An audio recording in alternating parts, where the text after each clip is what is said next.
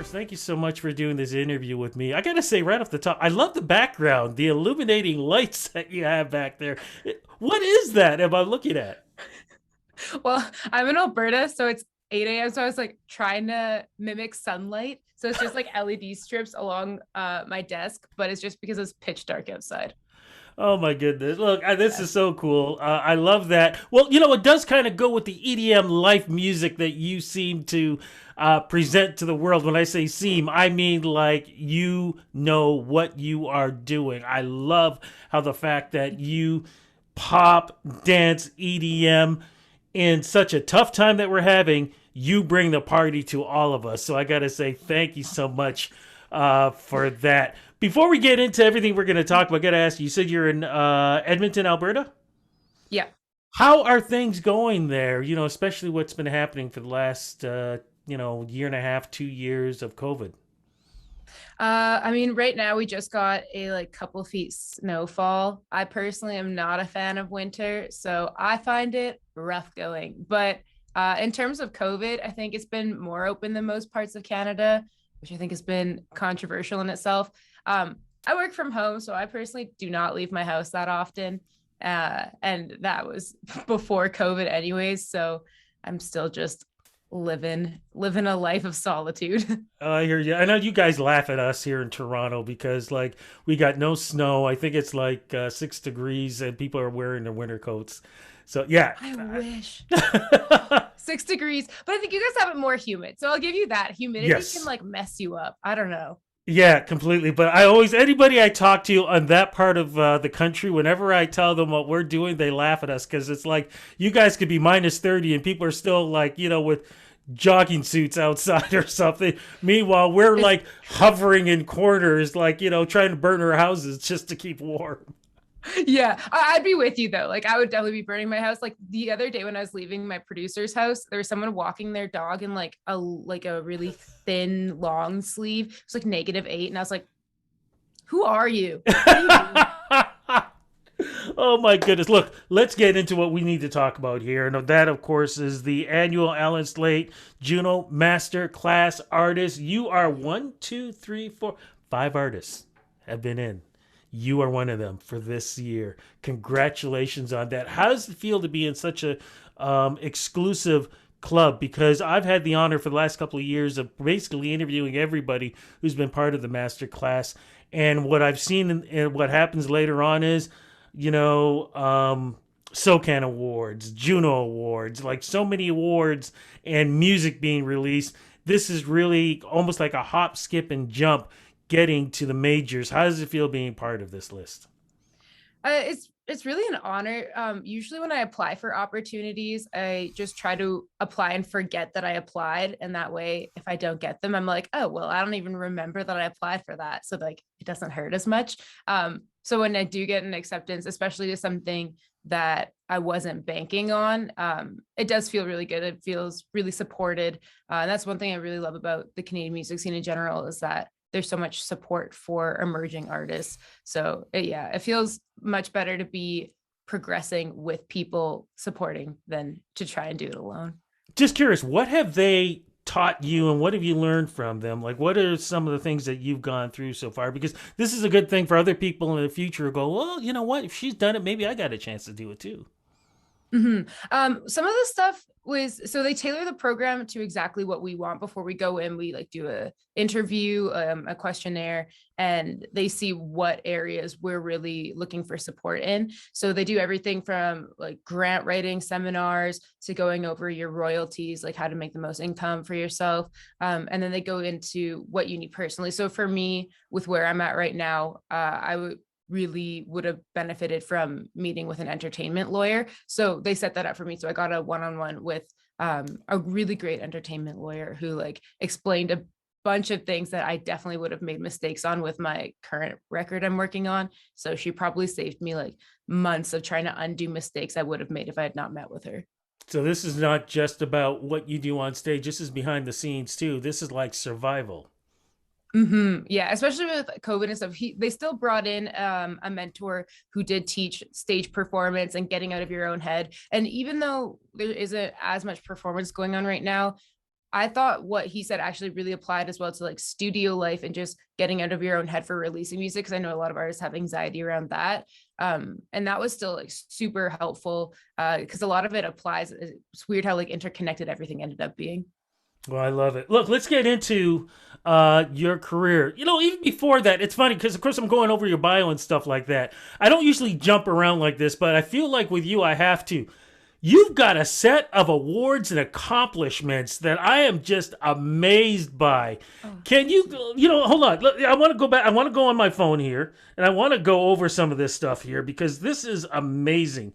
Um, Okay, you've received the WCMA for Electronic Artist of the Year in 2020, the grand prize in the John Lennon Songwriting Competition. Canadians seem to do really well with that, so congratulations on that. thank you.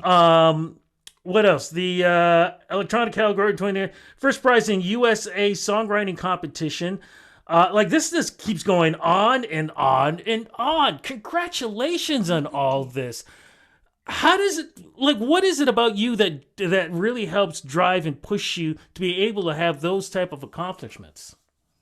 I think just the amount of music I released, this like, so I started releasing in December 2018. And since then, I think I've released 70-ish songs. So I think it's just like the quantity of getting all of the bad songs out and then some of the good songs shining through. So a lot of the songs that I used to apply for things were songs that performed well before I applied with them. So then I could get like a reaction to see what might do well in those situations, instead of just like trying to blind put in a song that I might think is good, but other people don't like as much as I do. No, well, there seems to be a lot of people around the world that love your music because those accomplishments, and like I said, I only did half of them. Says a lot. So again, congratulations on that. But here's the funny thing, because you think about Toronto, Montreal, Vancouver. You usually think about those cities for Mhm. EDM, pop, things like that. You don't really think about Edmonton, Alberta for that type of scene. Where did that love of music start for you? It actually did start in Toronto. So I guess it kind of works out. I was at CMI, and a friend of a friend of a friend was the first producer I ever top lined for. And I never actually planned on going to EDM. Like I always like dark electronic music, but I never intended to do as much feature work as I have. But after I met the first producer, and did a top line with him, that's just the opportunities that were coming my way. And at that point, I was just saying yes to everything because I was super green and had no music out. And it was a great learning opportunity. So I just said yes to everything. And so that's how I ended up really getting into EDM. And as it turns out, one of my favorite Canadian electronic producers actually also lives in Edmonton. So then it worked out so that she could help produce my solo stuff.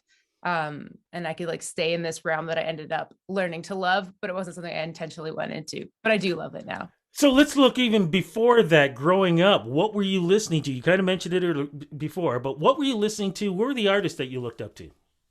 I was actually in classical music. So I was taking classical piano, flamenco guitar, and jazz drums. So it was like, but I do like classical music, but the rest of those genres, not a fan. And my parents growing up, like my dad is Egyptian, so it was traditional Coptic Orthodox music. Oh, Uh, nice. yeah, so it was like a weird combination of things. So I didn't get that much exposure to pop music, except sometimes my mom would listen to classics like Bryan Adams, the Eagles, and that kind of stuff. So then those were my like early influences. And then the influences I chose for myself are like Halsey, the Chainsmokers, Rihanna.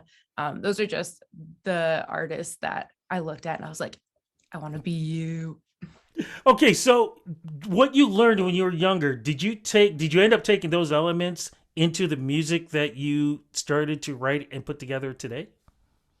I think subconsciously, like I really love Arabic music as well. So I'm starting to add a little bit more of that while still keeping in the EDM scene. I'm starting to add a couple more Arabic elements to my music, and that's intentional. I think a lot of the things though is not something I intend to do, but subconsciously, just because I listened to it so much growing up, like a lot of classical music melodies and timing and rhythms and stuff like that. I think those end up coming through more than I even realize. It's only when other people point them out to me, I'm like, makes sense.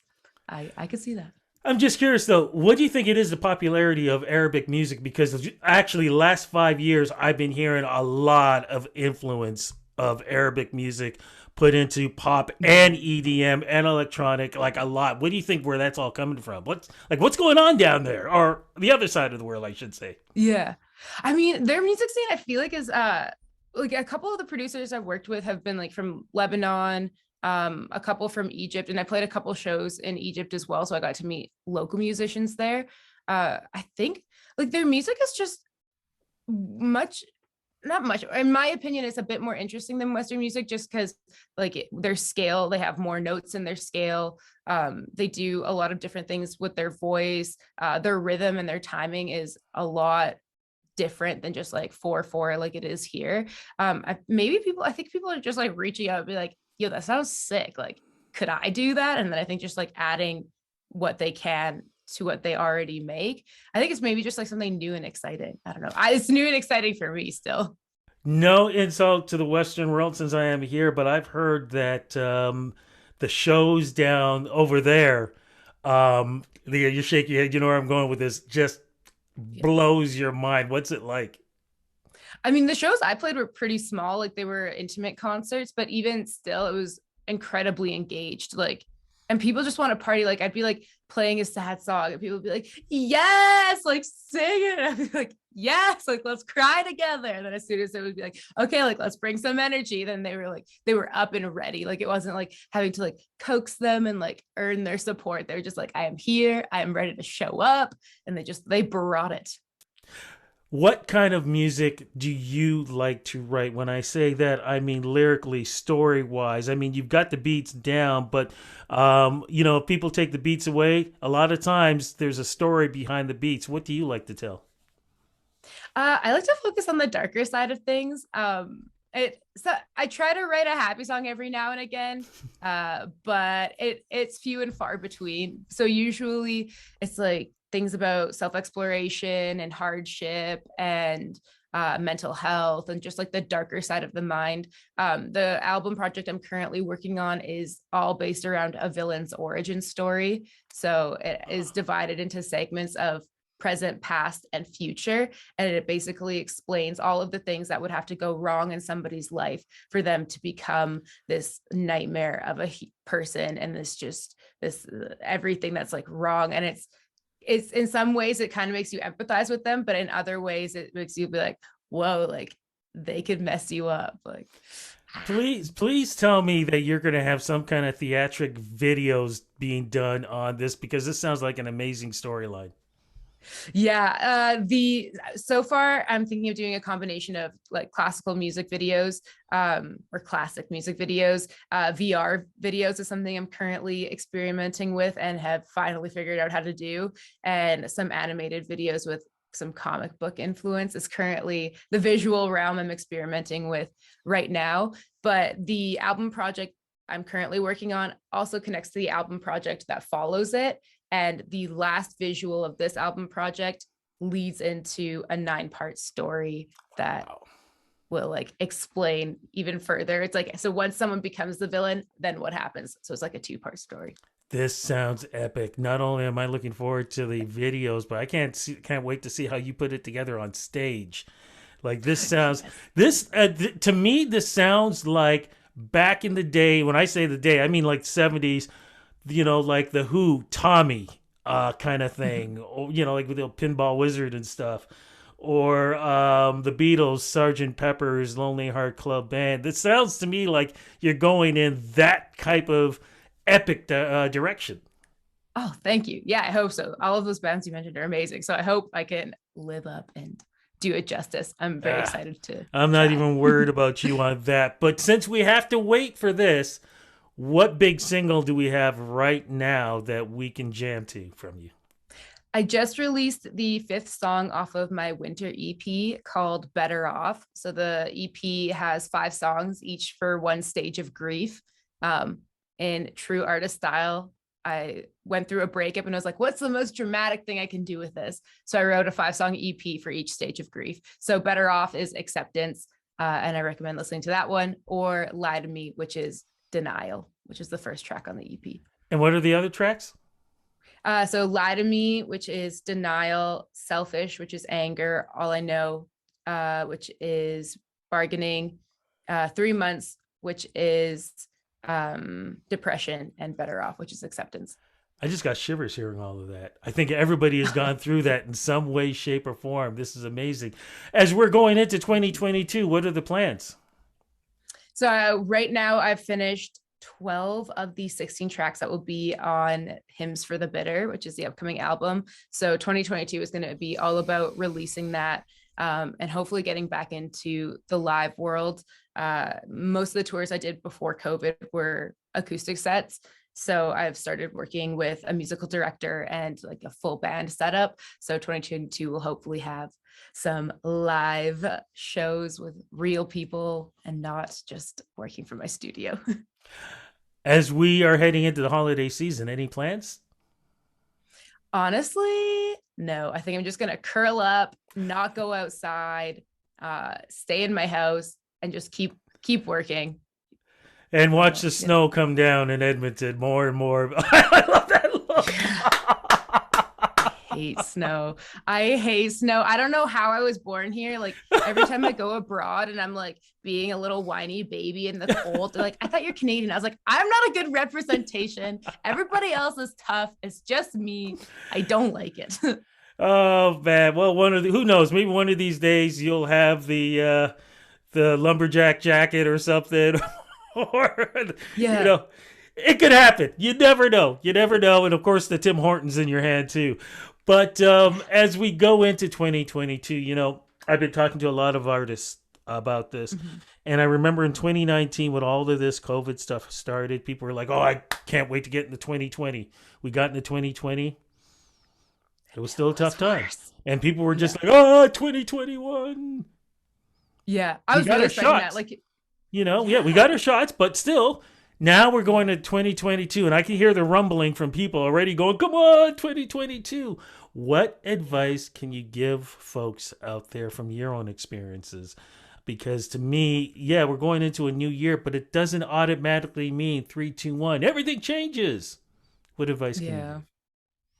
I would say focus on the things that have been working. So obviously there's been so much issues with live shows and like getting canceled and having to reschedule. And obviously that's really stressful, especially if that's what you're relying on for your income. So I think everyone always tells you from the beginning, but I think more than ever, like diversify your where you're getting your money from. So like your royalties, sync, ad revenue, the more you can diversify, the less stressed you're going to be if things don't open up the way you're hoping.